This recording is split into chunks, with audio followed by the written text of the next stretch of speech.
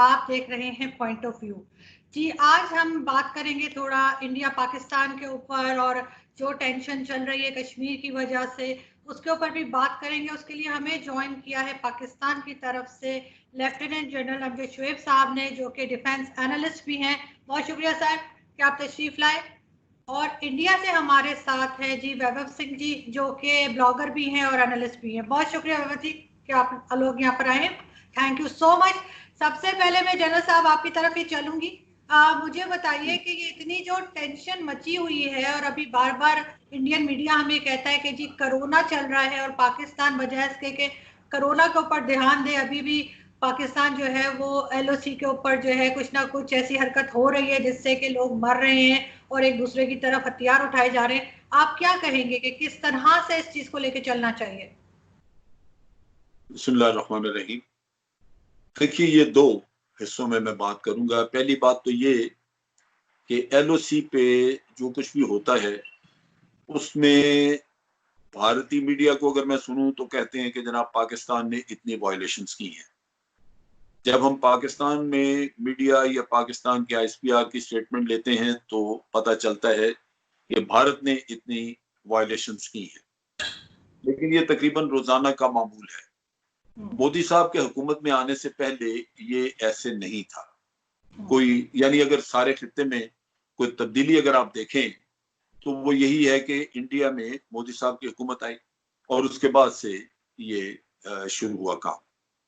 अब इसका बड़ा सीधा सा हल है कि यूनाइटेड नेशन ने यहाँ पे ऑब्जर्वर्स रखे हुए हैं जो भारत में भी मौजूद हैं, पाकिस्तान में भी मौजूद हैं। उनको रसाई होनी चाहिए ताकि वो इस चीज का तयन कर सकें कि कौन वायलेशन कर रहा है, क्योंकि दो लोग आपस में एक दूसरे के ऊपर अगर इल्जाम लगाते रहें तो फैसला कौन करेगा? तो एक तीसरी पार्टी चाहिए और तीसरी पार्टी मौजूद है। हमारे यहाँ जो ऑब्जर्वर्स हैं, पाकिस्तान उनको एक्सेस देता है और वो जाते हैं एलओसी के ऊपर और हर तरह की उनको सहूलत और आज़ादी है कि जहां भी जी चाहे वो जाके तहकीकात करना चाहे करें, लेकिन भारत की तरफ से उनको इजाजत नहीं। वो मैसूर है दिल्ली में, जो ऑब्जर्वर्स हैं यूनाइटेड नेशन के, जिसकी वजह से ये फैसला करना बड़ा मुश्किल हो जाता है, खास तौर पे इंटरनेशनल कम्युनिटी के लिए उन तक हकायक नहीं पहुंचते। तो ये जरूरी है कि भारत उनको इजाजत दे ताकि ये फैसला हो सके कि कौन ये वायलेशंस कौन शुरू करता है। इसी तरह इससे लिंक बात आती है कि पाकिस्तान की तरफ से इन्फिल्ट्रेशन होती है और भारत अक्सर औकात कहता है कि जनाब 14 वहां पे लॉन्च पैड्स हैं, और पाकिस्तान हमेशा कहता है कि कोई लॉन्च पैड नहीं है, बल्कि पाकिस्तान ने यूनाइटेड नेशन के ऑब्जर्वर्स को कहा कि आप जाके देखें। फिर भारत को कहा कि हमें ना बताएं, आप यूनाइटेड नेशन के ऑब्जर्वर्स को बता दें कि ये लॉन्च पैड आपकी इतला के मुताबिक कहाँ है ताकि वो यहाँ आके देख लें। तो वो भी बात आगे नहीं चली, लेकिन जरूरी यही है कि इल्जाम तराशी अगर की जाए तो वो एक तरफा इल्जाम तराशी या दो तरफा चले तो उसका फैसला कौन करेगा? जरूरी है कि उसमें भी यूनाइटेड नेशन के ऑब्जर्वर आके देखें कि वाकई कोई इन्फिल्ट्रेशन हो रही है, कोई यहाँ पे लॉन्च पैड जो भारत को नजर आते हैं क्या वाकई वहां मौजूद हैं?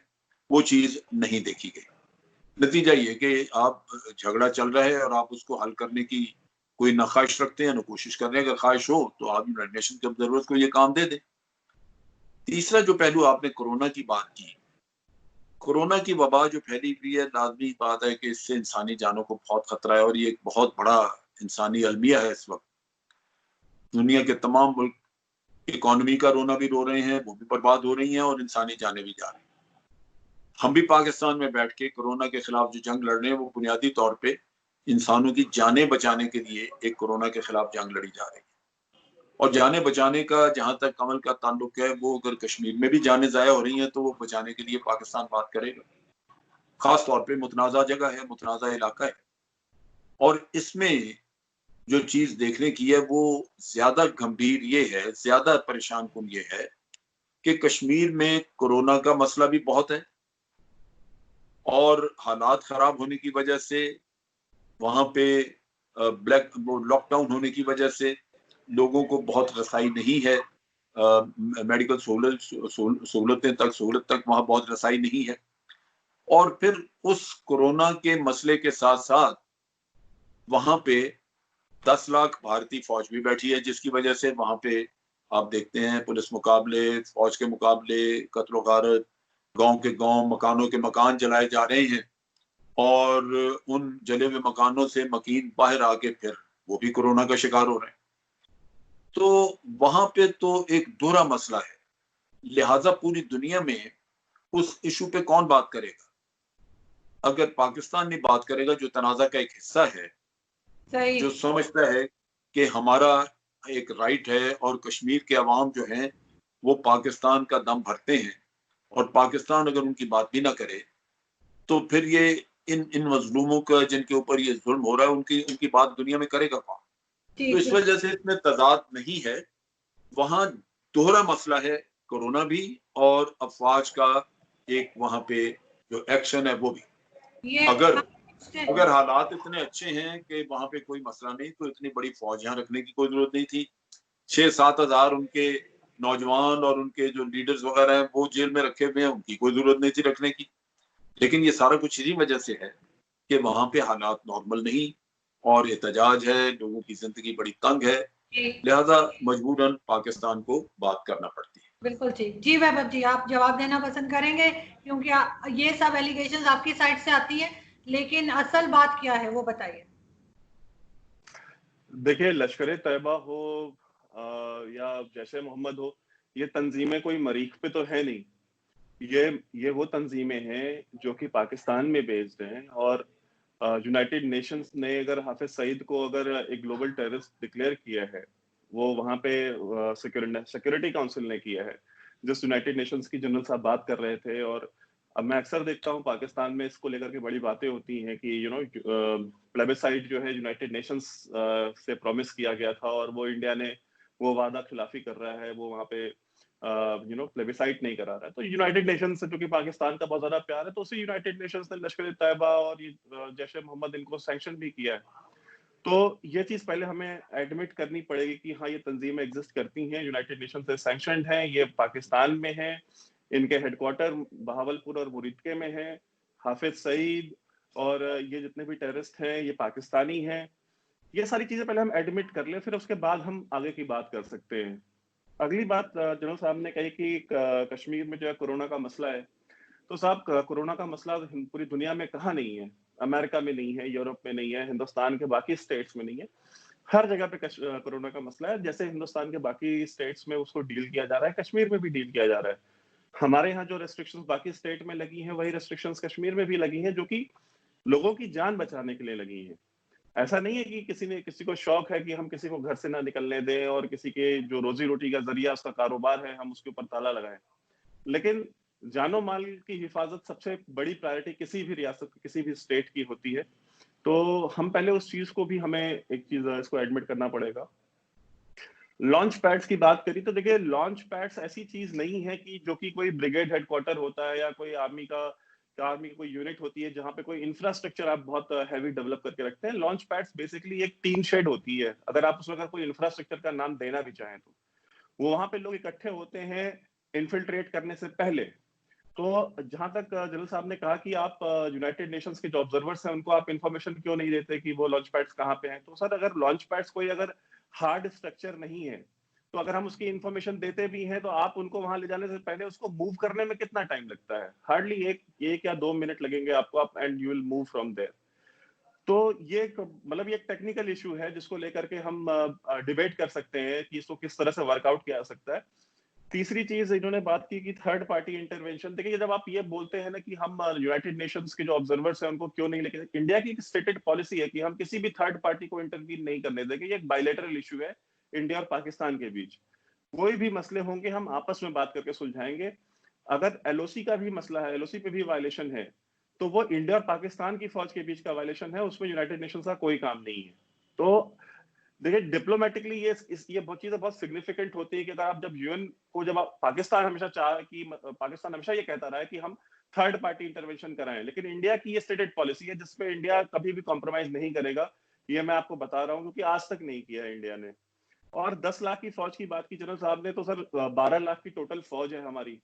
अगर 12 लाख में से अगर 10 लाख हमने कश्मीर में रखी है, तो बाकी के बॉर्डर्स कौन देख रहा है? जो इंटरनेशनल बॉर्डर है पाकिस्तान के साथ, चाइना के साथ हमारा इतना लंबा बॉर्डर है, बांग्लादेश के साथ भी हमारा बॉर्डर लगता है, म्यांमार के साथ भी लगता है। तो ऐसा तो नहीं कि हमने वो बॉर्डर्स खाली छोड़ रखे हैं। वहां पे भी हमने बॉर्डर पे वहां पे भी आर्मीज है, हमारे आर्मी की कितनी सारी रेजिमेंट्स हैं, उनके रेजिमेंटल सेंटर्स हैं, वहां पे भी फौज है, कैंटोनमेंट्स में भी फौज है। तो अगर तो ये जो नंबर्स है, ये पाकिस्तान में अक्सर एग्जेजरेट किया जाता है कि 10 लाख की फौज है, कोई कहता है 7 लाख की फौज है। उतनी स्पेस नहीं है कश्मीर के अंदर। और कश्मीर के अगर मैं आपको बताऊं, मैं कश्मीर जाता रहता हूं, मैं मेरा काफी वक्त वहां गुजरता है। कश्मीर के अंदर फौज नहीं है, सिर्फ एलओसी के ऊपर फौज है। जो बॉर्डर एरियाज है वहां पे फौज है। कश्मीर के अंदर का जो इलाके है वहां पे सीआरपीएफ डिप्लॉयड है, जो कि एक पैरामिलिट्री फोर्स है। जैसे आपके यहाँ रेंजर्स हैं, वो एक पैरामिलिट्री फोर्स है, उसका फौज से कोई लेना देना नहीं है। और एक चीज जरूर साहब से मैं ये गुजारिश करूंगा कि जब ये तबसरा करते हैं कि वहां पे जहरियत हो रही है, देखिए ह्यूमन राइट्स वायलेशंस कश्मीर में हुए हैं, इस चीज से किसने डिनाई किया आज तक? हमारे जो आज सीडीएस हैं, जनरल बिपिन रावत, क्या उन्होंने कभी इस चीज, जब वो आर्मी चीफ थे तो क्या उन्होंने डिनाई किया? किसी भी फौजी अफसर ने कभी डिनाई किया? कभी किसी डिफेंस एनालिस्ट ने आपको इस चीज को डिनाई किया कि नहीं वहां पे कोई ह्यूमन राइट्स वायलेशंस नहीं? कोई भी कॉन्फ्लिक्ट जोन है वहां पे ह्यूमन राइट्स वायलेशंस होंगे। लेकिन इंडिया में यह है कि इंडिया में उसके खिलाफ कार्रवाई हुई है। हमारे यहाँ फौजियों के कोर्ट मार्शल्स हुए हैं ह्यूमन राइट्स वायलेशंस के ऊपर। लेकिन इस तरह की कोई एग्जांपल अगर पाकिस्तान में मिलती हो तो मैं जनरल साहब से जानना चाहूंगा कि ह्यूमन राइट्स वायलेशंस के ऊपर कभी बलूचिस्तान में या फाटा में या नॉर्थ वजीरिस्तान में कभी कोई ह्यूमन राइट्स वायलेशंस के ऊपर किसी सीनियर फौजी को कभी कोर्ट मार्शल किया गया हो, तो वो मुझे इस चीज के बारे में एनलाइटन करें। तो ये मैं ये एट लास्ट मैं सिर्फ इतना सबमिट करना चाहूंगा कि देखिए, कश्मीर एक ऐसा इशू है जिसके ऊपर सेंसिटिविटी दोनों तरफ है। पाकिस्तान में भी है, इंडिया में भी है, दोनों की अपनी अलग अलग वजूहात हैं। लेकिन जो इंडिया की स्टेटेड पॉलिसी है, जैसे इन्होंने कहा कि नरेंद्र मोदी के आने के बाद, इनकी गवर्नमेंट के आने के बाद ये जो कशीदगी है ये ज्यादा बढ़ गई है। तो मैं आपको रियलिटी बताऊं तो हो सकता है कि उसमें कुछ नंबर्स में कुछ डिफरेंस आया हो, बट इंडिया पाकिस्तान की में गवर्नमेंट कोई भी रही हूं, उनके बीच में कशीदगी कब नहीं रही है। हमारे बीच में जो बड़ी 3 जंगें हुई हैं, चाहे वो 65 की हो, चाहे 71 की हो, चाहे कारगिल की हो, ये हमेशा से ये होती रही हो। तो उसमें मोदी गवर्नमेंट नहीं थी, वो दूसरी गवर्नमेंट थी हिंदुस्तान में, उसमें कांग्रेस भी थी, उसमें अटल बिहारी वाजपेयी की भी गवर्नमेंट थी, जिनको पाकिस्तान में भी बहुत पसंद किया जाता है। तो मोदी गवर्नमेंट को मुरीद इल्जाम ठहराना इस चीज का, मैं इसको सही नहीं समझता। जी जनरल साहब। देखिए, जहां तक मोदी गवर्नमेंट का ताल्लुक है, मैं सिर्फ एलओसी के ऊपर वायलेशंस की बात कर रहा हूं कि वो बहुत बड़ी है। वो पहले उसकी कोई हिस्ट्री ऐसी नहीं है कि रोजाना की बुनियाद पे वायलेशन हो रही हो। ये मोदी गवर्नमेंट के आने के बाद हुई हैं। उनसे पहले जंगें जरूर हुई हैं, लेकिन एलओसी हमारी खास तौर पे हमारे 2 मौके हैं मुझे याद है। 2003 के बाद एलओसी बिल्कुल आप कह लीजिए कि खामोश थी, वहां पे कोई ऐसी एक्टिविटी नहीं थी। और 2003 में एक अंडरस्टैंडिंग हुई थी जनरल मुशर्रफ के वक्त में कि एलओसी को काम रखा जाएगा और भारत को इजाजत दे दें कि भारत वहां पे फेंसिंग कर ले। उससे पहले फेंसिंग हम नहीं करने देते थे। जब भारत फेंस लगाने की कोशिश करता था, हम गोलाबारी करके तो उस कोशिश को नाकाम बना देते थे। और ये इसी वजह से हुआ कि उस वक्त जो वहां से इन्फिल्ट्रेशन वगैरह करते थे लोग, उनको रोकने के लिए ये तय पाया कि पाकिस्तान ये ताउन करेगा ताकि लोग जा ना सकें और भारत अपनी फेंसिंग करे। भारत ने बिल्कुल फेंसिंग मुकम्मल की। और 2004, बल्कि जब हमने इनको रोका, इन लोगों को जो जाते थे वहां पे उस जमाने में इन्फिल्ट्रेट करते थे, तो वो हमारे खिलाफ हो गए। यानी आपको याद होगा कि पंजाबी तालिबान बने यहाँ पे, जो हमारी इस पॉलिसी के खिलाफ थे कि आपने कश्मीर में जाने से क्यों रोका। हुकूमत पाकिस्तान ने जब इनको रोका तो हमारे खिलाफ ये मुख्तलिफ तबके जो थे या मुख्तलिफ ये जो पार्टियां थी, ये लड़ना शुरू हो गई। कुछ तालिबान का हिस्सा जाके बन गई ग्रुप्स का, और कुछ पंजाबी तालिबान का निकला एक अलहदा। और इन्होंने बहुत बड़े बड़े वाकयात किए। और जैसे ये अलहदा हुए पाकिस्तान से के खिलाफ हुए, तो ये अफगानिस्तान चले गए और अफगानिस्तान से इंडियन इंटेलिजेंस के हाथ खेलना शुरू हो गए। अब बात यहाँ ये समझने की है कि पाकिस्तान ने ऑफिशियली 2003 के बाद ये काम नहीं होने दिया। और अगर होने दिया जाता तो फिर पाकिस्तान की जैसे पॉलिसी थी पहले कि आप कश्मीर में फेंस नहीं लगा सकते, पाकिस्तान ना लगाने देता। हमने पहले इतने साल फेंस नहीं लगने दी। जब भी ये लगाने की कोशिश करते थे, हम वहां पे गोलाबारी करते थे और वो खत्म हो जाता था, तो ये लगाने दी। सो नेचुरली पाकिस्तान की कोई ऐसी कोशिश या ख्वाहिश नहीं थी कि वहां पे इन्फिल्ट्रेशन हो, और वो 2003 के बाद लाजमन हमने खमियाजा भुगता उस चीज को रोकने का कि ये लोग हमारे खिलाफ लड़ना शुरू हो गए। अब चीज ये है कि लश्कर तैयबा या जैश मोहम्मद जिसका शुरू में जिक्र किया आपने, ये वो ग्रुप हैं जो किसी जमाने में ये जिहाद को प्रमोट करते थे, लेकिन 2003 के बाद जब इनको वहां से इनके कैंप उखाड़े गए तो फिर इनका भारत का फोकस हट गया, ये फिर हमारे खिलाफ लड़ रहे। अब यहाँ पे मुश्किल ये है कि यहाँ पे एक पार्टी या लश्कर तैयबा आप कह लीजिए यहाँ मौजूद है, आप इल्जाम लगाते हैं एक वाक़े का जो भारत में होता है और कहते हैं जी कि इन्होंने किया है। अब मुझे सबूत चाहिए क्योंकि मैंने यहाँ उसको अदालत में ट्रायल करना है, जब सबूत नहीं आता वो अदालत से छूट जाते हैं। आप इसको यूं देख लें कि समझौता एक्सप्रेस का केस है, मिलगांव का है, भारत में लिंचिंग्स हैं, मुसलमानों की तहस नहस उनको कर दिए, जितने भी केसेस हैं वही हुए, वही कातिल, वही सबूत, हर चीज वहां। किसी को सजा हुई? अगर हुई तो मुझे बता दें। यानी अदालतें उस जुर्म में मुकम्मल तौर पे शरीक हैं, ये सबूत तो वहां है। आप मुझे इल्जाम दे रहे हैं उसका जिसका वाकया भारत में हुआ, सबूत वहां पे, और जो आदमी यहाँ पे इल्जाम उस पर लगा रहे हैं आप, और सबूत उसका कोई नहीं। तो नतीजा ये कि हमारे लिए ये बहुत मुश्किल है कि अगर कोई ऐसा नॉन स्टेट एक्टर अगर कहीं कुछ कर भी रहा हो तो उसका पहली बात तो ये कि बड़ी ज्यादती होगी अगर आप हुकूमत पाकिस्तान को मोरद इल्जाम ठहराएं, और अगर ठहराएं तो फिर आपको सबूत चाहिए, और सबूत आज दिन तक किसी चीज का कोई नहीं आया। पहला मसला ये है।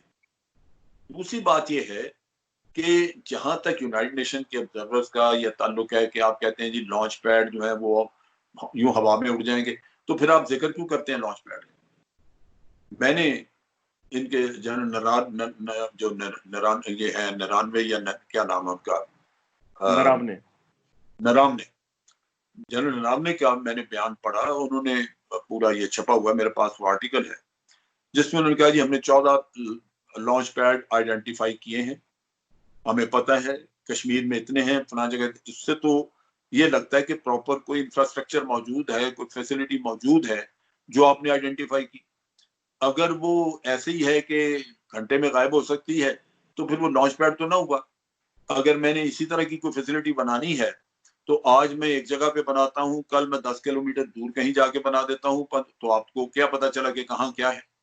तो उन्होंने 14 आइडेंटिफाई किए और बताया कि जनाब 14 है।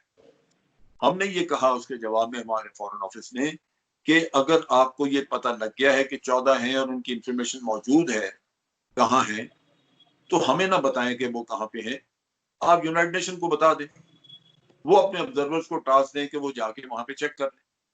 हम तो नहीं रोक रहे उनको, हम तो नहीं, हमारी तरफ से तो वो वैसे भी आजाद है कि जहां जाना चाहें जाएं, कश्मीर में वो जिधर भी जाना चाहें, पाकिस्तान में उनके ऊपर कोई रिस्ट्रिक्शन नहीं है।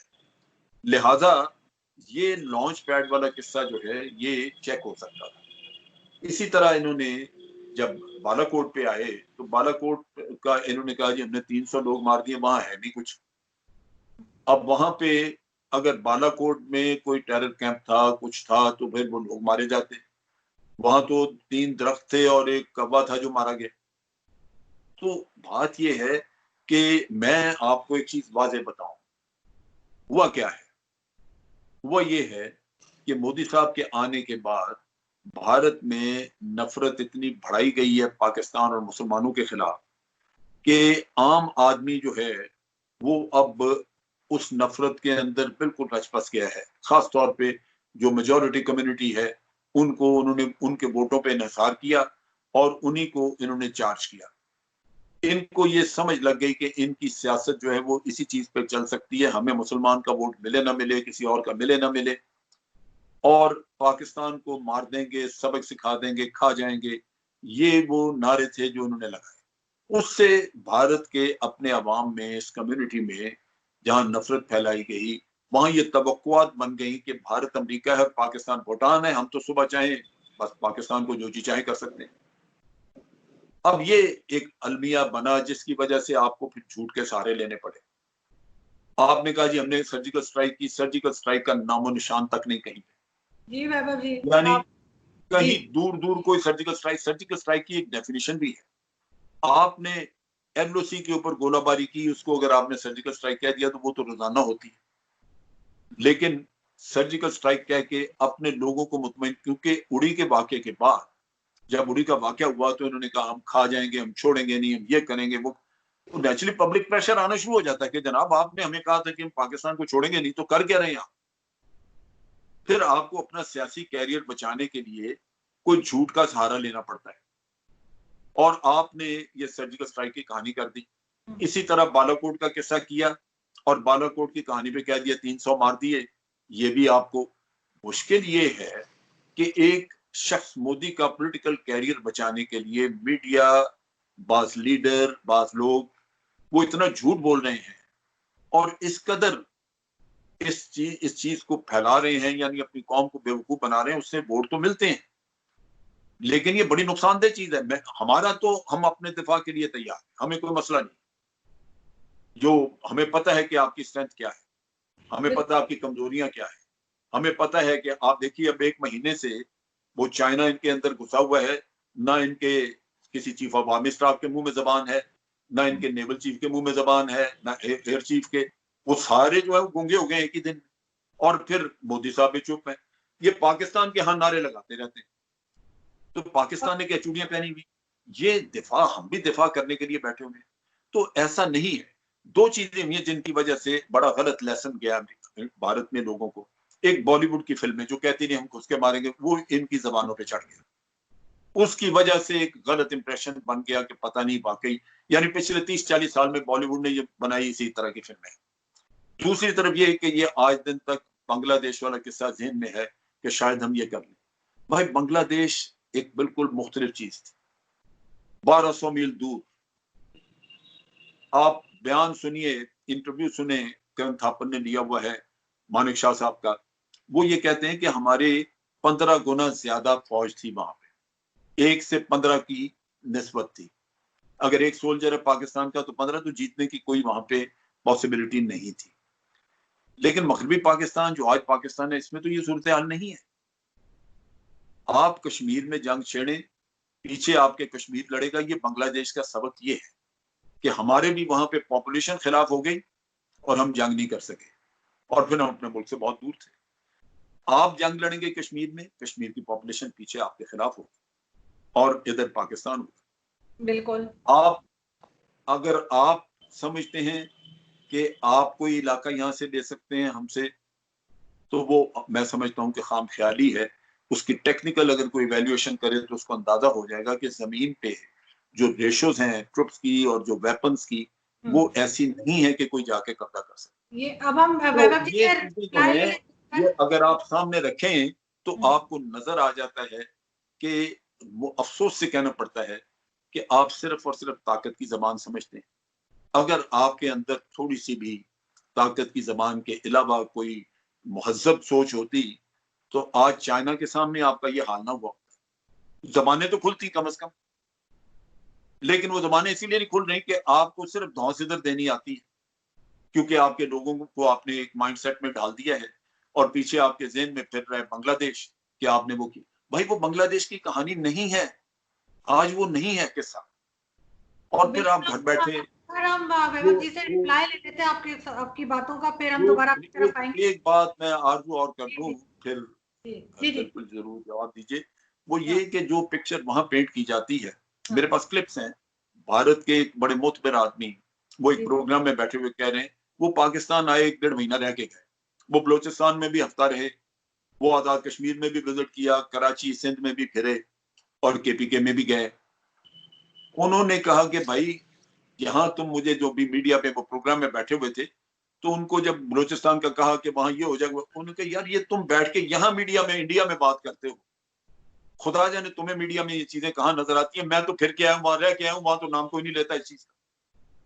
बलोच पाकिस्तान का दम भरते हैं केपी, भाई हर जगह आपने ब्रह्मबाग मुक्ति रखा हुआ है बाहर, आपने हरब्यार मरी रखा हुआ है, उसके 2-2 4-4 लोग मौजूद हैं।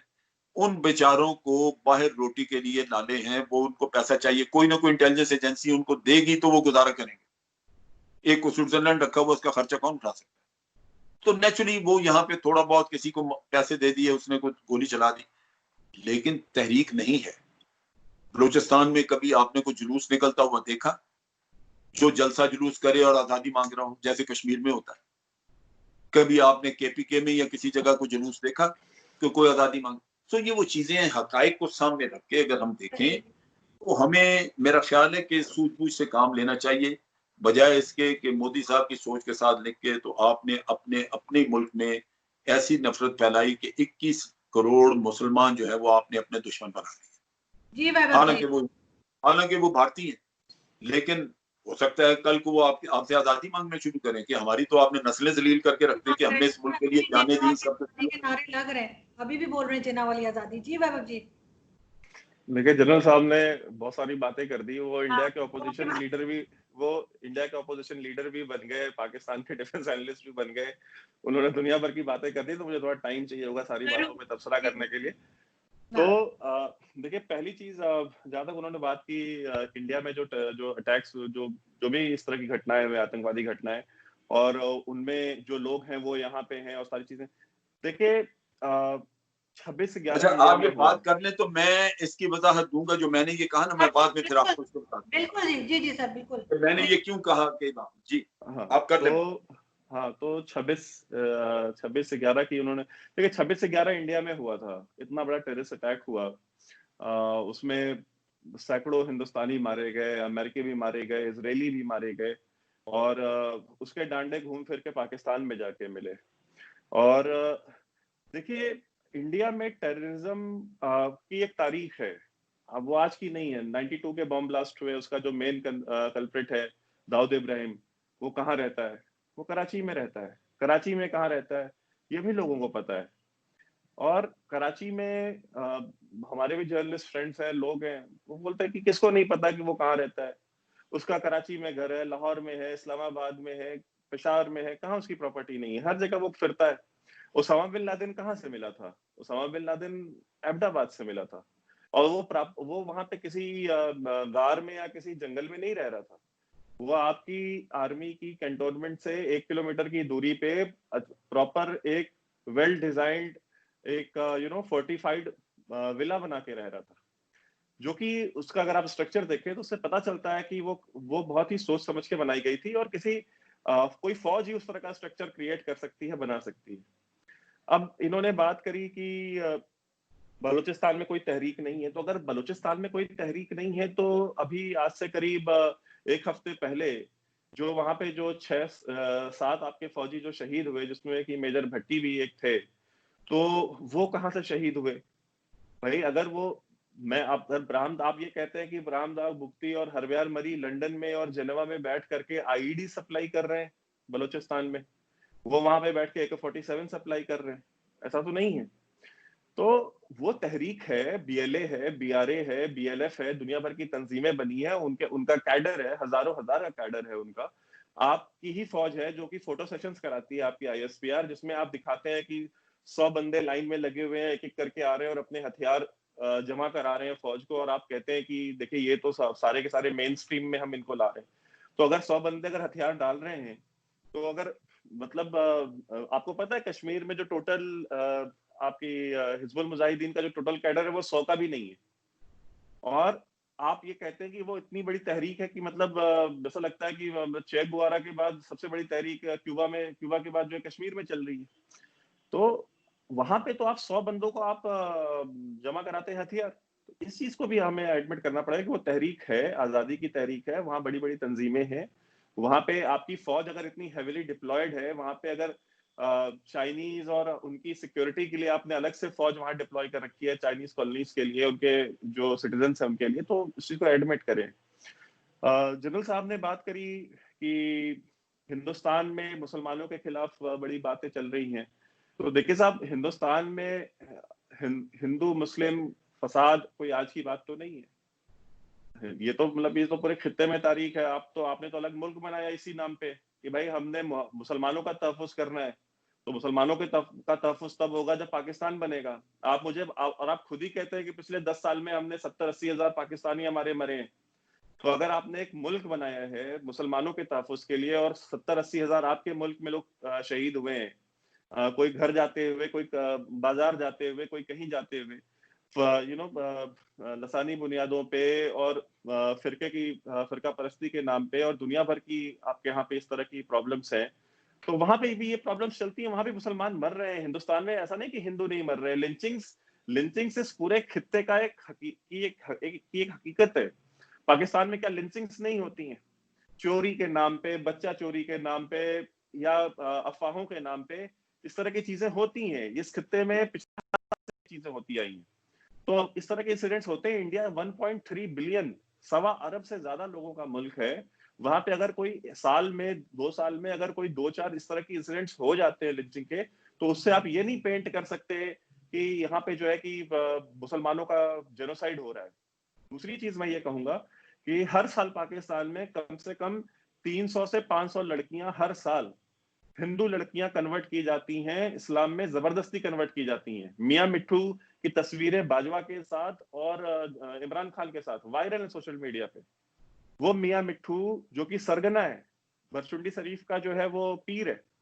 तो आप इन चीजों को भी तो एडमिट करें ना। तो आप दूसरों के घर पे आप तब पत्थर फेंके जब आपका खुद का घर जो है ना वो कांच का ना हो। आपके यहाँ पे ये चीजें इतनी ज्यादा रेडिकलाइजेशन है कि आपके यहाँ पे आपकी फौज, ISPR, ये सारे लगे हुए हैं कि हमको अपनी कौम को डी रेडिकलाइज करना है। आपके यहाँ पे मिनिस्टर्स इस तरह के स्टेटमेंट्स दे चुके हैं कि भाई हमारे यहाँ रेडिकलाइजेशन, गन कल्चर जो है इसको लाया गया और इससे हमने इसकी बड़ी कॉस्ट पे की है। हमने $100 बिलियन, कोई कहता है $200 बिलियन हमारी इकोनॉमी को उससे नुकसान हुआ है। और हिंदुस्तान एज अ कंट्री देखिए बहुत बड़ा है, बहुत स्ट्रांग है। अब इन्होंने कहा कि चाइना के खिलाफ नहीं बोलते।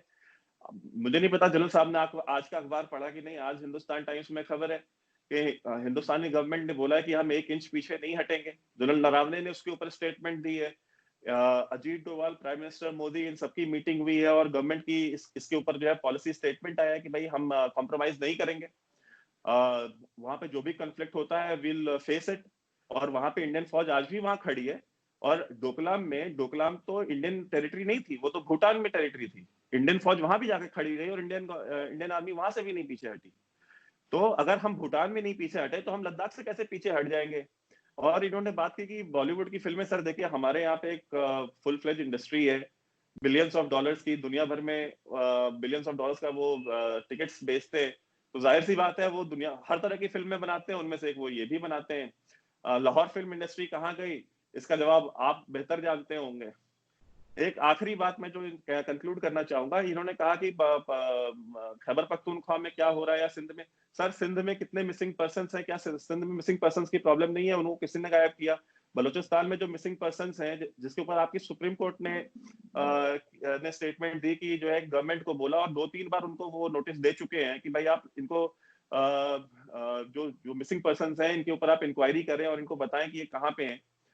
पश्तून तहफ़्फ़ुज़ मूवमेंट सर हम तो नहीं चला रहे। पश्तून तहफ़्फ़ुज़ मूवमेंट आपके यहाँ की अपनी इंडिजिनस मूवमेंट है। पश्तून तहफ़्फ़ुज़ मूवमेंट को जिस तरह से आपने कंटेन करने की कोशिश करी, खार कमर मैसेकर की आज एनिवर्सरी है। पिछले साल आज ही के दिन आपकी फौज ने फायरिंग करी थी और इल्जाम लगाया था DG ISPR आसिफ गफूर साहब ने कि जो है कि अली वजीर और मोहसिन दावड़ ने फायर किया था, फौज के चेक पोस्ट पे हमला किया था और उसके जवाबी कार्रवाई में हमने फायर किया। वो चीज तो झूठी साबित हो गई कि उसकी वीडियो क्लिप मौजूद है कि वो चुपचाप अपने रास्ते पे जा रहे थे और आपकी फौज ने फायर किया, उसमें कितने लोग मरे। तो आप अनआर्म्ड सिविलियंस के ऊपर तशद्दुद की, बांग्लादेश में जो पूरी मूवमेंट शुरू हुई, मुक्ति बाहिनी बनी, वहां पे जो कत्लो गारत हुई, सर वो आपकी फौज ने करी थी, वो कोई हिंदुस्तानी फौज ने नहीं करी थी, वो कोई कंस्पिरेसी नहीं थी। हाँ हिंदुस्तान ने वहां पे इंटरवीन किया, मैं इस चीज को मानता हूँ। बाद में इंडिया की इंटेलिजेंस एजेंसीज ने वहां इंटरवीन किया, बट उसको बेस बना करके तो आपकी ही फौज ने दिया था, जनरल टिक्का खान ने दिया था। और वो सेम चीज आज बलूचिस्तान में हो रही है, खैबर पख्तूनख्वा में हो रही है। खार कमर मैसेकर का आज एनिवर्सरी है, तो मैं चाहूंगा कि आप उसके ऊपर बताएं कि उसका क्या बना। आसिफ गफूर साहब ने कहा था अगर मोहसिन दावड़ और अली वजीर ने फायर किया था तो आज आपकी असेंबलियों में क्या कर रहे हैं, वो जेल में क्यों नहीं है? आपने उन्हें 6 महीने जेल में भी रख के देख लिया, उनके खिलाफ क्या निकला? कुछ नहीं निकला। तो सर जब हम बात करते हैं, जब हम तबसरा करते हैं, तो हमें इन चीजों को भी ध्यान में रखना चाहिए। जी जनरल साहब, लेकिन इन्होंने अभी एक कबूतर भी पकड़ा है, वो भी आप बताइएगा जरा। देखिए बात ये है, बलोचिस्तान में जो आपने वाकयात जिसकी बात की वो टेररिज्म के वाकयात हैं। टेररिज्म कराना तो कोई मसला नहीं है, जहां भी आप जी चाहे करा सकते हैं। और हमारे पास कुलभूषण है जिसने सारी स्टोरी हमें बताई कि कैसे वो करवाता रहा, फंडिंग कैसे करता रहा। आपको चाबहार का बेस मिल गया, आसानी हो गई वहां से पाकिस्तान के खिलाफ ये सारा कुछ करने की। चाबहार और फिर वहां पे कुलभूषण वहीं से आया और उसने सारा बताया कि उसका सेटअप वहां पे क्या था।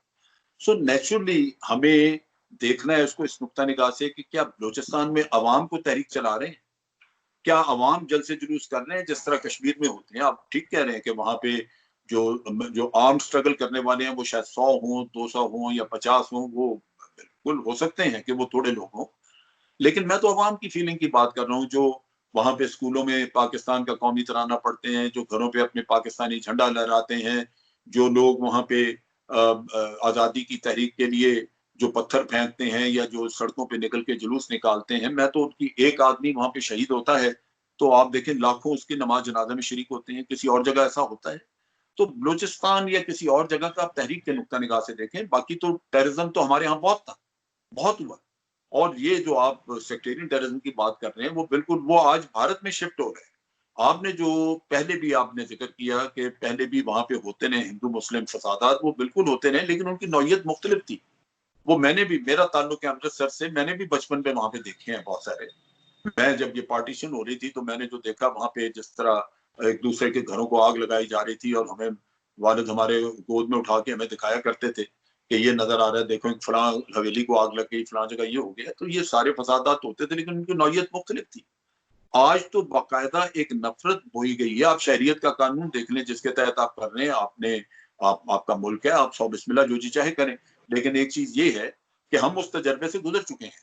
जो सेक्टेरियन इशू यहाँ पे हुआ था जिसपे हमने बड़ी मुश्किल से, बड़ी मेहनत से कंट्रोल पाया, और अब अल्लाह का बड़ा करम है कि ऐसी चीज नहीं है, ना एथनिक ना सेक्टेरियन इशू नहीं रहा। लेकिन ये जो किस्सा है जो आप कह रहे हैं बात, वो बलोचिस्तान वाला किस्सा बिल्कुल वाज़ेह है। सीपैक की वजह से बहुत सारी इंटेलिजेंस एजेंसी दुनिया की आपकी रॉ के साथ, एनडीएस के साथ मिलकर काम कर रही है। यही चीज बॉम्बे के वाकये में हुई कि बॉम्बे के वाकये में भी एक से ज्यादा इंटेलिजेंस एजेंसी मुलव्वस थी। आपने देखा कि अमेरिका ने $10 लाख, मेरा ख्याल है $10 मिलियन इनाम रखा कि हाफिज सईद का कोई भी अगर लिंक बताए कि इस बॉम्बे के वाकये से क्या लिंक था तो उसको ये रकम दी जाएगी। वो इनाम लेने के लिए कोई आगे नहीं निकला। रेमंड डेविस रखा जिसने अपना नेटवर्क डेवलप किया हाफिज सईद के ऊपर के वो किसी ना किसी तरह को लिंकेज निकाले, वो नहीं निकली। अगर निकलती तो आज हाफिज सईद का ताल्लुक वाज़ेह हो जाता है। तो भारत का प्रोपेगेंडा है। असल गेम क्या है मैं आपको समझा देता हूँ। वो ये है कि पाकिस्तान से जब हमने भारत में जाने से रोका, जब ये 2003 में हमने जहादियों को वहां से उखाड़ा और ये वहां से निकल गए, तो फिर जहादियों ने कहीं तो जाना था, कुछ तो हमारे खिलाफ लड़ने शुरू हो गए, कुछ अफगानिस्तान चले गए, जिनको बरगलाया गया। अफगानिस्तान मुख्तलिफ इंटेलिजेंस एजेंसीज लेके गई और नतीजा ये हुआ कि वो वहां से हत्थे चढ़े उनके। जब पठानकोट का वाकया हुआ तो हमने तहकीक करनी शुरू की, क्योंकि नवाज शरीफ साहब ने वादा किया था मोदी साहब से कि हम तहकीक करेंगे, और तहकीकात शुरू हुई तो हमें पता चला कि अब गुजरात, इंडियन गुजरात में भी एक वाकया होने वाला है जिसमें 10 लोग इस्तेमाल होंगे। 6 के नाम हमें पता चले। हमने अजीत दोवल को, हमारे नासिर खान जंजुआ हमारे उस वक्त नेशनल सिक्योरिटी एडवाइजर थे, उन्होंने टेलीफोन करके तो अजीत दोवल को बताया कि जनाब ये वाकया अब गुजरात में होने वाला है, ये लोग हैं, 6 के नाम हमें पता चले, हमें बता रहे हैं, क्योंकि हमें उस तहकीकात के दौरान पता चला। अगर हम करा रहे थे तो हम अजीत दोवल को क्यों बताते कि भाई ये, और फिर भारत ने क्यों नहीं उन लोगों को सामने लेके आया कि वो कौन थे, क्यों हुआ ये।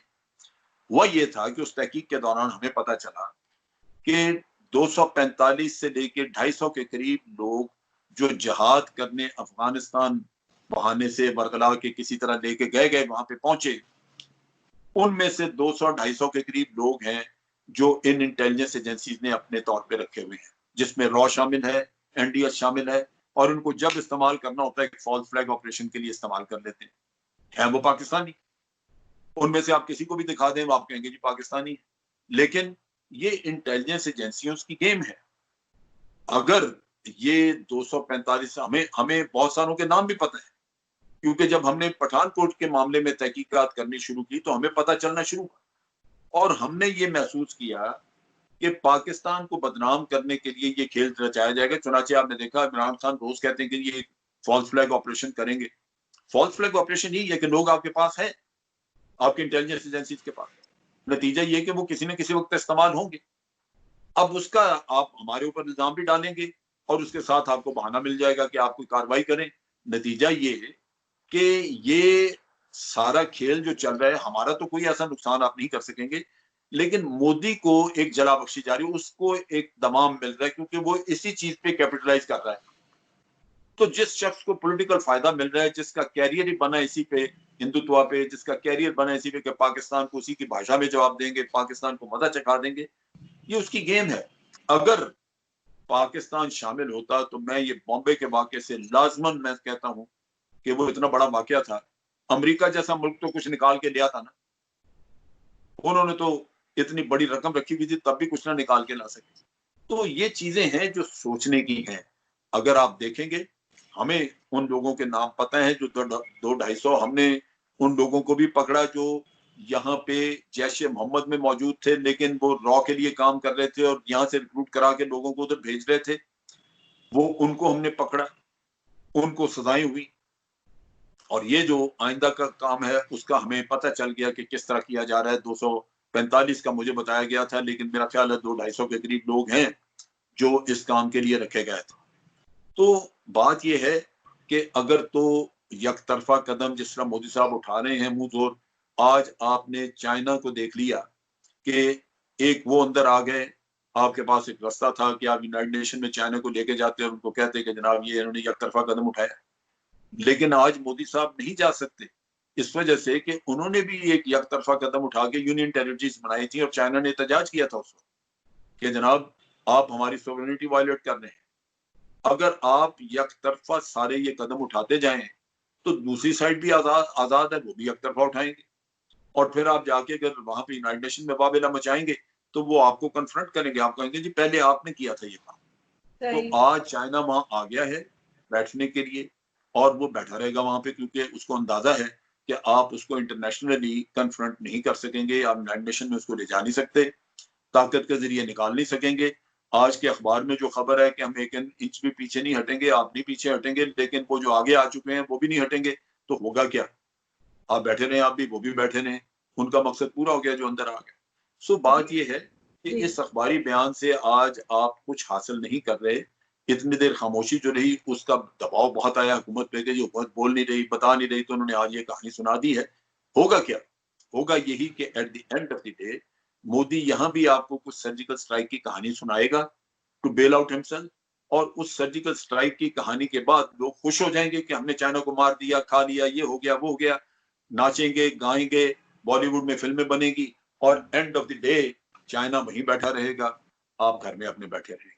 ये स्टोरी है, ये पहली सर्जिकल स्ट्राइक की भी है, ये बालाकोट की भी है, और ये आइंदा भी है। जी वैभव जी, देखिए, सबसे पहली चीज तो जनरल साहब क्या ये मानते हैं कि लद्दाख जो है वो चाइनीज टेरिटरी है? भाई, अगर चाइना ने एहतजाज किया था कि आपने जब यूनियन टेरिटरी डिक्लेयर किया है, मैं मान सकता हूँ जनरल साहब कह सकते हैं, बिकॉज आपने पहले भी चाइना को कश्मीर की टेरिटरी दी है, और ये कोई नई बात नहीं होगी अगर ऐसा अगर दोबारा होता है तो। खैर, देखिए, एक चीज आप ये समझे कि आप, मुझे नहीं पता जनरल साहब को कहाँ से मालूम चला कि वो अंदर आकर के बैठे हैं। कंस्पिरेसी थियरीज कि चाइना अंदर आ गया है, बिकॉज मेरी भी बात होती है वहां पे, ऐसी कोई चीज नहीं है कि वो इंडियन टेरिटरी में अंदर आके बैठे हुए हैं। ऐसा दुनिया के किसी भी ग्लोबल टाइम्स, जो चाइनीज मीडिया है या जो चाइनीज प्रोपेगेंडा माउथ पीसेज हैं ग्लोबल टाइम्स के जैसे, वो ये क्लेम कर रहे हैं कि हम अंदर चले गए हैं और हमने ऑक्यूपाई कर लिया। बाकी दुनिया में क्या सीएनएन ने कभी इस चीज को बोला कि वो अंदर आ गए?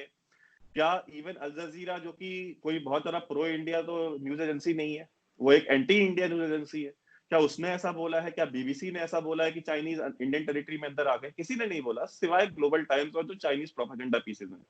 तो मैं समझता हूँ कि उस पर बिलीव करना नहीं चाहिए। तीसरी चीज ये कि इन्होंने कहा कि मोदी साहब को फायदा होता है कि जब इंडिया में हिंदू मुस्लिम होता है या पाकिस्तान से कन्फ्रंटेशन होता है, और वो मोदी साहब इसलिए कराते हैं बिकॉज मोदी साहब को इलेक्शन जीतना होता है। तो साहब, मोदी साहब जो है वो गुजरात के 15 साल चीफ मिनिस्टर थे, और वो 3-4 इलेक्शंस, कंसेक्यूटिव इलेक्शंस वो जीते हैं। और इस चीज को जो है आपको हमें समझना पड़ेगा कि मोदी साहब को इलेक्शन जीतने के लिए इंडिया पाकिस्तान करने की जरूरत नहीं, और ये खुद मोदी साहब ने ही प्रूफ किया है अपने पिछले ट्रैक रिकॉर्ड से। फिर जनरल साहब ने ये बोला कि 26/11 का जो था वो पूरा कि इंडिया का अपनी, देखिए ये तो कंस्पिरेसी थियरी है कि भाई इंडिया ने अपने से कराया था, या अमेरिका ने इस बात पे इनाम रखा था कि कोई सबूत दे दे हाफिज सईद का तो हम 10 मिलियन डॉलर दे देंगे।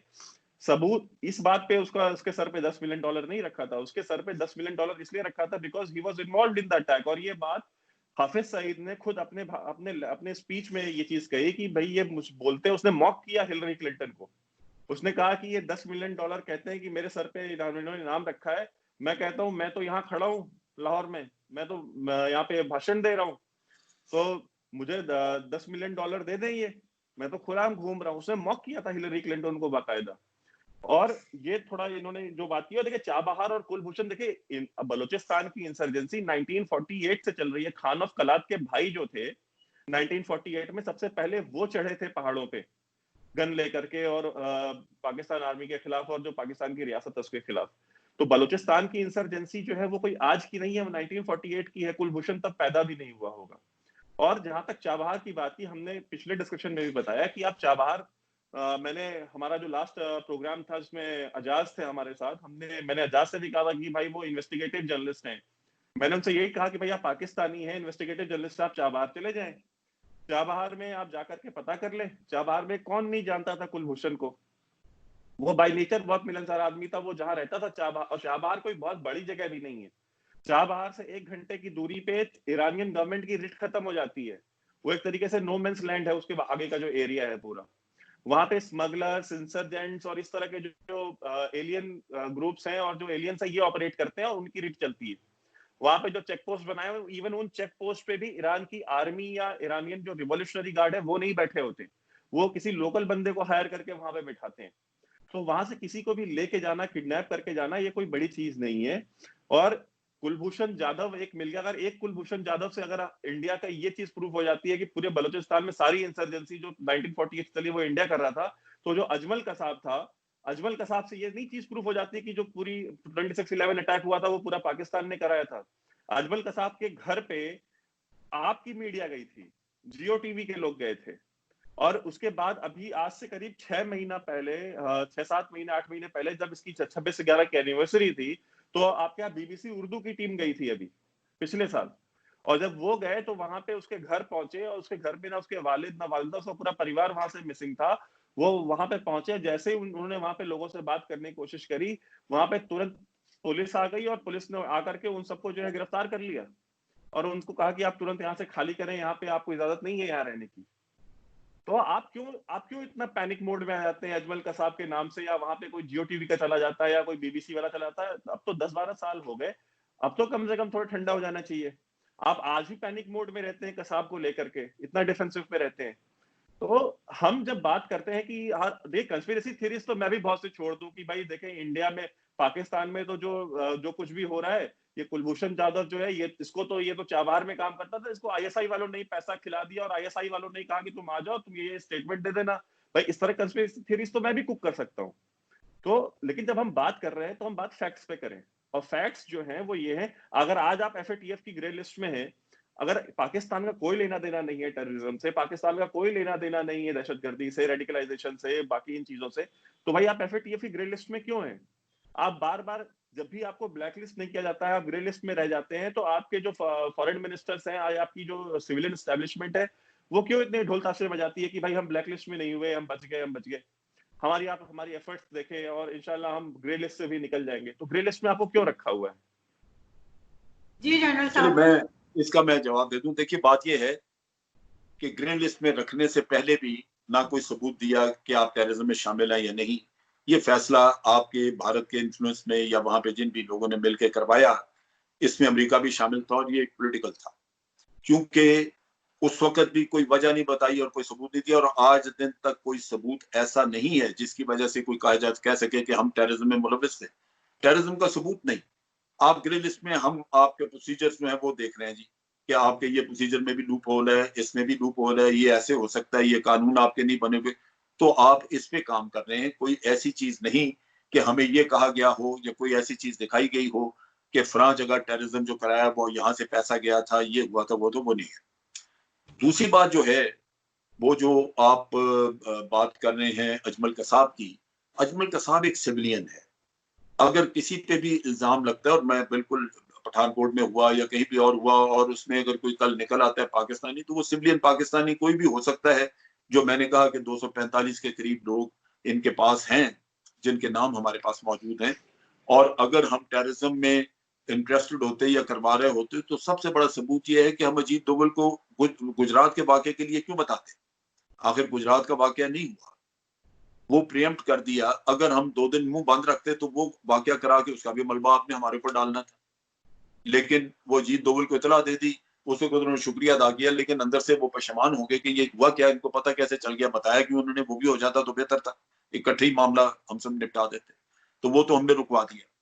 तो ये भी बात समझने की है कि हम ये ना काम नहीं कर रहे। अगर करते करते, ये भारत ने बड़ा वाज़े अपनी फॉरेन पॉलिसी कभी छुपाई नहीं, ये बार बार कहा, और ये कोई ढकी छुपी बात नहीं थी कि हमने पाकिस्तान को आइसोलेट करना है, हमने पाकिस्तान को दुनिया में टेररिस्ट स्टेट डिक्लेयर करवाना है।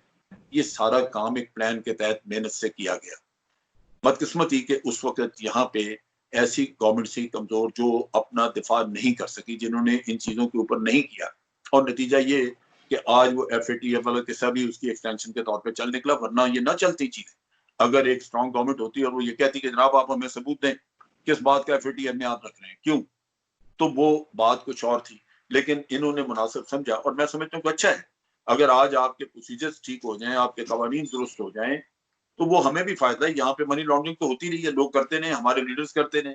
सो नेचुरली अगर वो चीज रुक जाती है कवानीन की वजह से, और इंतजाम उसका कोई सेटअप ऐसा बन जाता है, कोई ऐसा फोरम निकल आता है जहाँ लोगों के ट्रायल हो सके, तो बड़ी अच्छी बात है। हम तो खुश हैं उस मामले पे कि FATF के साथ मिलकर कम से कम आज आप अपने प्रोसीजर दुरुस्त कर रहे हैं।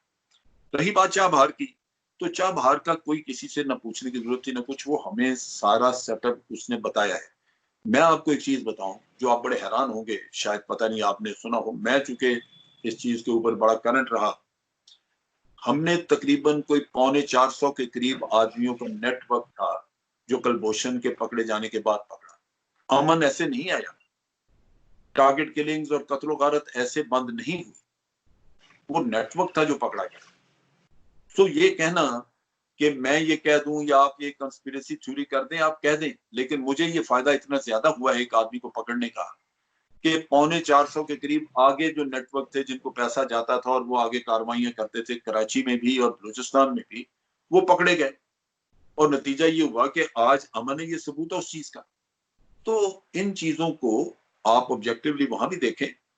कंस्पिरेसी थ्योरीज वाकई सारी दुरुस्त नहीं होती, वो किसी मोटिव के तहत चलाई जाती हैं।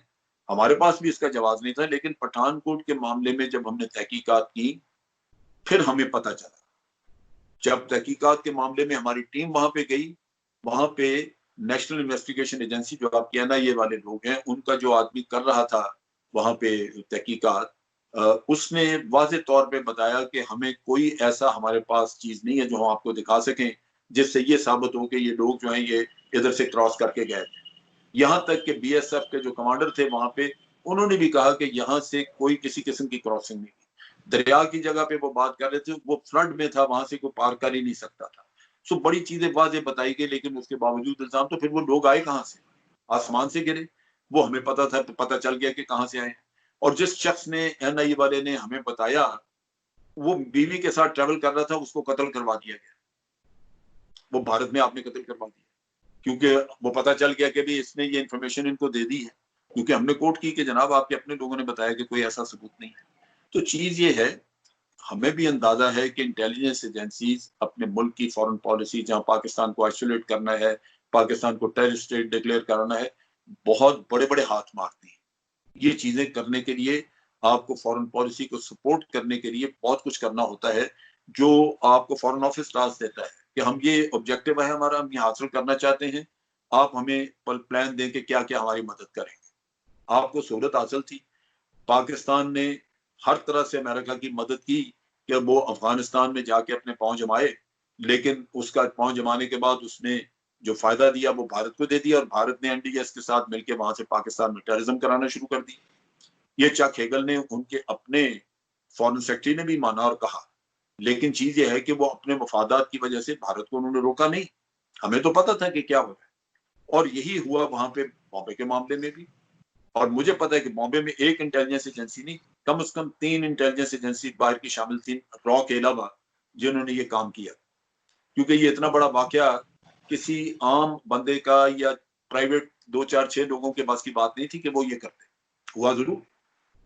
तो ये वाकया जो है ये, बल्कि इसमें होना ये चाहिए था कि पाकिस्तान के साथ मिलके तावन से ये नेटवर्क पूरा निकाला जाता, ढूंढा जाता कि हुआ क्या है और टेररिज्म को खत्म किया जाता। हमने बहुत दफा कहा है कि टेररिज्म जो है ये एक इंटरनेशनल प्रॉब्लम है, पाकिस्तान में भी है, भारत में भी हुआ है, दूसरे मुल्कों में भी है। तो ये रीजनल कंट्रीज मिलके इसके ऊपर अपना काम कर लें, लेकिन भारत कभी भी नहीं इससे माना। उसकी बुनियादी वजह यही है कि भारत के अपने ऑब्जेक्टिव है इस काम के लिए।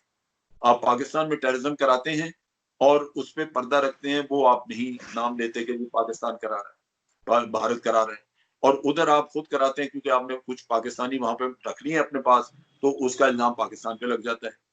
पाकिस्तान यहाँ तक कि ये सूरत हाल यहाँ तक हो चुकी है कि जब पुलवामा का हुआ वो भारत में प्लान हुआ, भारतीय आदमी था और वो यानी कश्मीरी था वहां पे, और वहीं की गाड़ी सब कुछ वहां हुआ, उसका भी आपने इल्जाम पाकिस्तान पे धर दिया, जबकि कोई सबूत बाद में भी ना था, पहले भी नहीं था, बाद में भी कोई ना निकला। ये वो चीजें हैं जो मेरा ख्याल है कि हमें सोचनी चाहिए। ये ठीक है, आप हिंदुस्तान को रिप्रेजेंट कर रहे हैं, आप भारत को रिप्रेजेंट कर रहे हैं, आपकी वफादारियां, आपकी मोहब्बत, आपका सब कुछ उसके साथ होना चाहिए, ये मुझे तस्लीम करना चाहिए। आपको तस्लीम करना चाहिए कि मैं पाकिस्तान को रिप्रेजेंट करता हूँ, लेकिन मैं और आप अगर बैठ के बात करें तो आर्गुमेंट तो हमने अच्छी की कि एक दूसरे के साथ रिस्पेक्टफुली हमने बातचीत कर ली, लेकिन इससे उठ के जब जाएं तो जो जो पॉइंट है इन पे सोचना चाहिए, इन पे गौर करना चाहिए कि क्या वाकई इनके पीछे कुछ इस तरह के मफादात हैं। अगर हैं तो फिर उन पे आहिस्ता आहिस्ता आंखें खुलनी चाहिए। आप आज के लिए मैं आपको जो दे रहा हूँ एक छोटा सा आप कह लीजिए कि एक मसला जो आप जिस पे गौर करें, वो है सर्जिकल स्ट्राइक। आप इन्वेस्टिगेशन करें एक एज एन इन्वेस्टिगेटिव जर्नलिस्ट, और फिर किसी अगले प्रोग्राम में मुझे बताएं कि उस सर्जिकल स्ट्राइक की हकीकत क्या थी, क्या उसमें कोई ऐसी चीज सबूत कोई ऐसा निकला। मैं आई विल वेलकम, क्योंकि हम तो इंटरनेशनल मीडिया और सारी दुनिया को वहां उसी स्पॉट पे लेके गए थे और खुद भी मैंने विजिट किया, क्योंकि बड़ा एक अलार्मिंग सी चीज थी कि जनाब सर्जिकल स्ट्राइक हुई। उनसे आपको अंदाजा होगा कि ये पॉलिटिकल फोर्सेस अपने मफादात के लिए किस तरह झूठ बोलती है, किस तरह इनको अपने लिए माइलेज चाहिए होती है और ये हासिल करते हैं। तो आप बात करेंगे आएंगे, मैं वेलकम करूंगा और बड़ी बड़ी खुशी होगी कि दोबारा भी आपसे बात हो इस टॉपिक पे, और या किसी भी टॉपिक पे एक अच्छे माहौल में जैसे डिस्कशन हुई और बातचीत हुई है। मुझे उसका बड़ा एहतराम है और खुशी है, लेकिन ये स्ट्राइक वाले मामले पे जरूर आप तहकीक करके आए। हम बिल्कुल अब की तरफ जाएंगे। लास्ट आपके कमेंट मैं लास्ट ये करता हूँ कि देखिए इन्होंने बताया कि अगर आईएसआई ने अगर कराना होता तो जंजुआ साहब क्यों इंफॉर्मेशन देते अजीत डोवल को किसी भी अटैक से रिलेटेड। तो देखिए मुशर्रफ साहब की जान भी आरएनएडब्ल्यू ने एक बार बचाई थी। आरएनएडब्ल्यू ने भी उनके ऊपर जो अटैक हुआ था उसकी इंफॉर्मेशन मुशर्रफ साहब को दी थी। मुशर्रफ साहब ने अपनी ऑटोबायोग्राफी में भी इस चीज का जिक्र किया है कि रॉ ने उनके ऊपर होने वाले हमले की लाल मस्जिद से उसकी जानकारी पहले से ही मुहैया कराई हुई थी। तो अगर वो पॉइंट है तो फिर आप ये कैसे कह सकते हैं कि हिंदुस्तान पाकिस्तान में दहशतगर्दी करा सकता है। अगर मतलब अगर वो वही आर्गुमेंट अगर हमें प्लेस करना है तो फिर वो दोनों तरफ से हो सकता है, वो सिर्फ पाकिस्तान की तरफ से हो ऐसा नहीं है। आपने कहा कि पहले जो हुकूमतें थी वो उतने स्ट्रॉन्ग तरीके से नहीं डील करती थी एफएटीएफ के मसले को और इसकी वजह से हुआ। तो सर आप तो बड़ी स्ट्रॉन्ग गवर्नमेंट ले आए इमरान खान की, इमरान खान पीएम सिलेक्ट जो हैं, तो फिर वो भी चीज हमको फिर देखनी पड़ेगी कि क्या जब इमरान खान साहब आए तो इमरान खान साहब ने उसको ग्रे लिस्ट से निकाल लिया।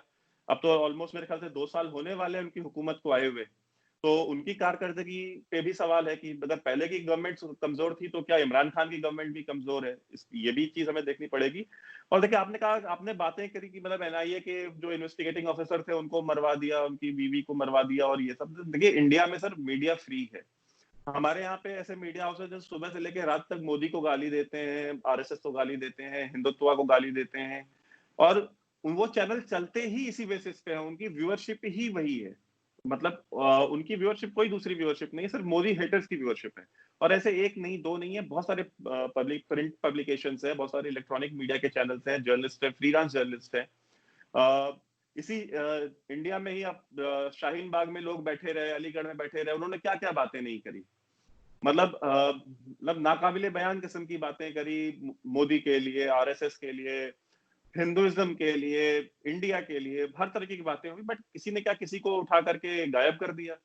वैसा तो नहीं हुआ कब। तो इंडिया में, हाँ मैंने कहा उन्होंने तो बहुत भुगता बेचारा को जो नहीं नहीं सर आप बता, जब तक ये कोरोना वायरस नहीं हुआ था तब तक तो उन्होंने किसी ने उनको उठाया भी नहीं। इंडिया में लोग मांग करते रहे कि इनको हटाइए वहां से, गवर्नमेंट कभी नहीं गई वहां पे उनको हटाने के लिए। बेचारों की लाशें उठी, खुद कहाँ उठे वो। सर एक लाश बताइए सर, एक बच्चा मरा था छोटा, वो भी तब मरा जब 50 उसकी माँ इतनी सर्दी में दिसंबर 50 लोग मारे गए ना इस कहाँ पे फसाद में, 50 के करीब मारे गए। नहीं सर, वो राइट्स अलग हैं, वो राइट्स नहीं। मैं बात कर रहा हूँ जो शाहीन बाग और अलीगढ़ में जो शाहीन बाग की जो सब्सिडरीज बनी पूरे इंडिया में जगह जगह पे, मैं उनकी बात कर रहा हूँ। कभी किसी को नहीं हटाया गया, कभी किसी के ऊपर कोई ज्यादती नहीं हुई। और आपने बात की कि सिर्फ सर्जिकल स्ट्राइक से लेकर, सर देखिए अब सर्जिकल स्ट्राइक पे मैं ज्यादा बात नहीं करना चाहता। हम आरजू जी के साथ एक प्रोग्राम हुआ था, वहां पे मेजर साहब ने ये कहा था, भाई सर्जिकल स्ट्राइक जिन लोगों ने करी उनमें से एक बंदे के उस टीम के साथ बैठ कर उन्होंने चाय भी पी हुई है। तो वो सर एक हकीकत है। और दूसरी चीज, आप अगर वो सर्जिकल स्ट्राइक में कुछ नहीं हुआ, बालाकोट में अगर कौवे मरे और पेड़ गिरे, तो फिर आपकी जो ग्रीन बुक आई है 2020 की नेशनल डिफेंस यूनिवर्सिटी इस्लामाबाद की, उस ग्रीन बुक में जनरल जावेद कमर बाजवा ने भी उन्होंने भी लिखा है उसमें। और उन्होंने ये चीज लिखी कि बालाकोट होने के बाद इस खित्ते में जो जियो स्ट्रेटेजिक बैलेंस है वो बुरी तरह से बिगड़ गया है, जो तवाज़ुन। बिल्कुल। तो सर अगर कौवे मरे थे और पेड़ गिरे थे तो जियो स्ट्रेटेजिक तवाज़ुन तो इससे नहीं बिगड़ जाता। नहीं, आप मैं बात पूरी मुकम्मल कर लूं सर, ठीक है। और आप ये कह रहे हैं कि इंडिया में भी टेररिज्म जो है वो रॉ करा रही है, पाकिस्तान में भी टेररिज्म रॉ करा रही है, अफगानिस्तान में भी टेररिज्म रॉ करा रही है। सर मैं तो ये सोचता था सर मैं तो समझता था कि नंबर 1 एजेंसी आईएसआई है, बट आपके हिसाब से तो आपके लोग भी जो टेररिज्म कर रहे हैं वो भी रॉ करवा रही है, हमारे लोग अगर कर रहे हैं तो वो भी रॉ करवा रही है, अफगान अगर कर रहे हैं तो वो भी रॉ करा रही है। तो सर रॉ इतनी पावरफुल है सर, ये तो फिर मतलब ये तो न्यूज है। नहीं, हम ऐसे नहीं है। देखिए ये जो हुआ ना टेररिज्म, जो आप जिसकी बात कर रहे हैं, वो भी मैं चंद एक वाकयात की बात कर रहा हूँ। ये जो बड़े बड़े इंसिडेंट हुए थे उनकी मैं बात कर रहा था। वो वाकयात स्टेज थे, वो पर्टिकुलरली फॉरेन पॉलिसी को सपोर्ट करने के लिए। आप अपने घर में खुद एक वाकया करवाना चाहते हैं, आपको हकाइक पता होते हैं कि मैं क्या कर रहा हूँ, लेकिन उसका एक मकसद होता है, एक ऑब्जेक्टिव होता है, और उसमें रियलिज्म सबसे इंपॉर्टेंट चीज है। मैं डायरेक्टर मिलिट्री इंटेलिजेंस रहा हूँ, मुझे पता है कि रियलिस्टिकली अगर ये चीज नहीं क्रिएट की जाती तो ये शक व शुबे में खत्म हो जाएगी। सो उसमें एक रियलिज्म होता है, तो आप ये करवाते हैं। और उसमें रियलिज्म सबसे इंपॉर्टेंट यही है कि आपको उसमें पाकिस्तानी आदमी चाहिए, तो आप वो इस्तेमाल करते हैं। वो आपने रखे हुए हैं, वो मैंने आपको जैसे बताया। तो रॉ या ये कि आईएसआई, ये उस तरह का किस्सा नहीं है। एक फैसिलिटी कुदरत ने दे दी आपको कि एक अफगानिस्तान में हालात बन गए जहां अमेरिकन छतरी में आप अमेरिकन प्रॉक्सी बन के वहां मौजूद हैं कि आपको वो चाइना के खिलाफ इस्तेमाल करना चाह रहा है। आप नहीं हुए या नहीं होना चाहते वो अलग बात है, लेकिन उनके ऑब्जेक्टिव थे, उसके लिए वो आपको ओब्लाइज करते हैं, फैसिलिटेट करते हैं। बट दे न्यू एवरीथिंग कि क्या हो क्या रहा है और आप कर क्या रहे हैं। ये चक हेगल ने भी कहा वहां से। तो ये चीज तो बिल्कुल वाजे है, इसमें रॉ या आईएसआई का किस्सा नहीं है। आईएसआई ने अपने मुल्क का दिफा किया है। आपने देखा कि यहाँ पे हमने टेररिस्ट नेटवर्क जो है वो सारे तोड़े। जो चीज आप बात कर रहे हैं कि ये जो रॉ का कि जी हर जगह रॉ तो नहीं करवा रही, फिर ये बड़ी नहीं, ऐसे नहीं है। असल किस्सा ये है कि अफगानिस्तान में आपको एक ऐसी फैसिलिटी मिल गई जिसको आपने इस्तेमाल किया। ईरान में चाह बाहर मिल गया, आपने इस्तेमाल किया। अगर ये चीजें खत्म हो जाती हैं, या कल यहाँ पे आज आज आप देखिए कि वहां पे तालिबान अपनी हुकूमत का हिस्सा बनने की कोशिश कर रहे हैं, तो इंडिया क्यों परेशान है? क्यों इतनी इतनी परेशानी है कि जनाब ये वो हिस्सा बन गए तो फिर क्या होगा?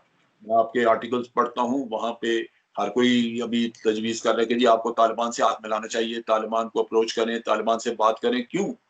वो सिर्फ इस वजह से कि आपका मसला बन गया है, आपने उस जमीन को बड़ा इस्तेमाल किया है, और वहां पे एनडीएस जो कि तालिबान के खिलाफ थी, जो नहीं चाहते थे कि तालिबान हुकूमत में, वो आपसे तावन करते रहे।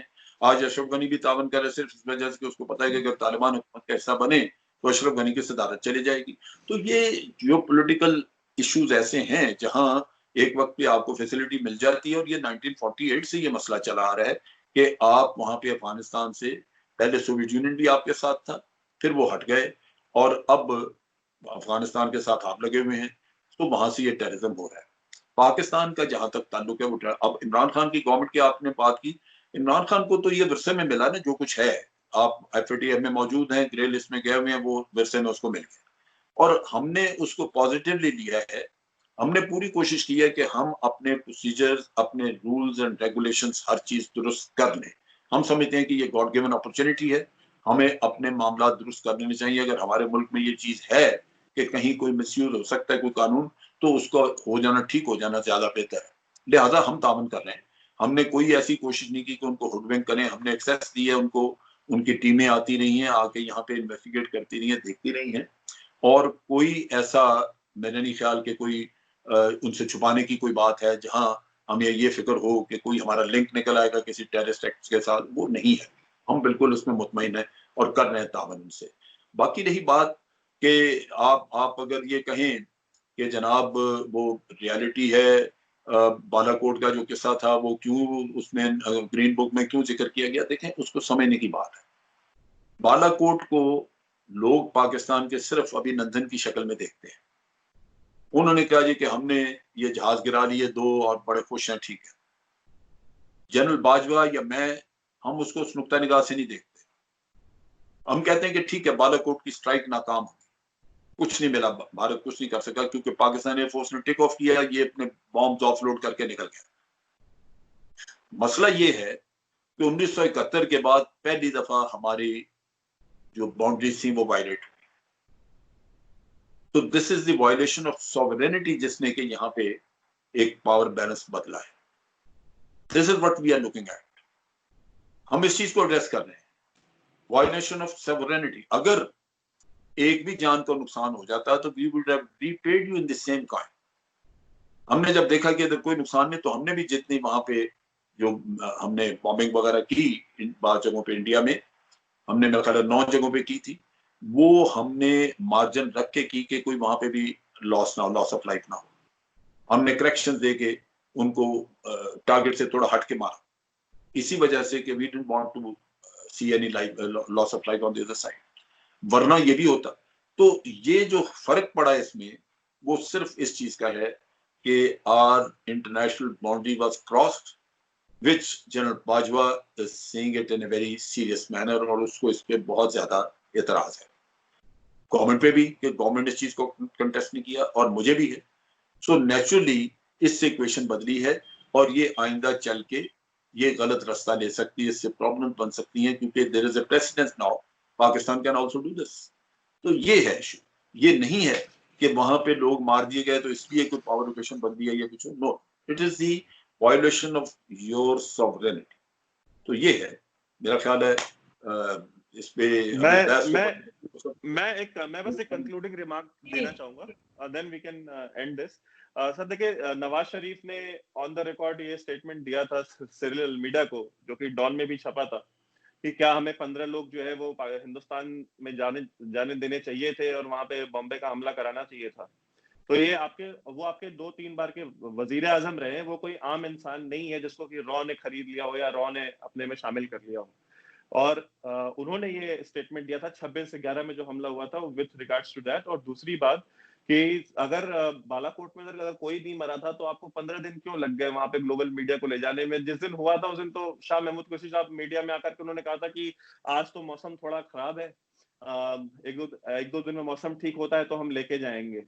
15 दिन तो सर मौसम काफी खुल गया था, तो आपको 15 दिन बाद आप लेके गए, तो सर ये भी एक डूबियस स्टैंड नहीं था? तो हमको इन चीजों पे भी सोचना चाहिए। सर आप बोली हुई कुछ चीजों पे मैं सोचूंगा, तो मेरी भी 1-2 बातों पे आप भी सोच लीजिएगा थोड़ा। जरूर सोचेंगे। नवाज शरीफ का मैं ये बता दूं कि उसको सुप्रीम कोर्ट ने झूठा और बेईमान करार दिया था।